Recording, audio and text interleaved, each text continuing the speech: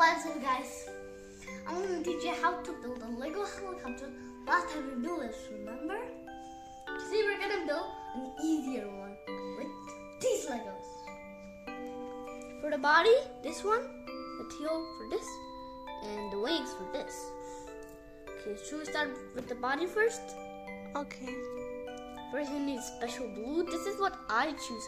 Look how pretty it looks if you put it on light. Look. So looks like it's in the water, right? Put this there. And we're gonna use the window up like this. Put there. Make sure the people can see. And then I'm gonna put this. Put a window on the top. Make sure someone can see on the top. That's good. Put the blue.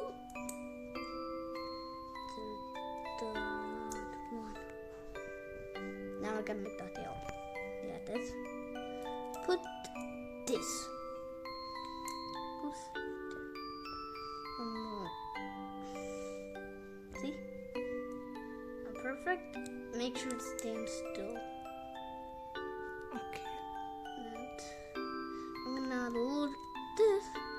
Make sure one is there. There we go. And see the free part? There, it's all done. Oh, it's cute.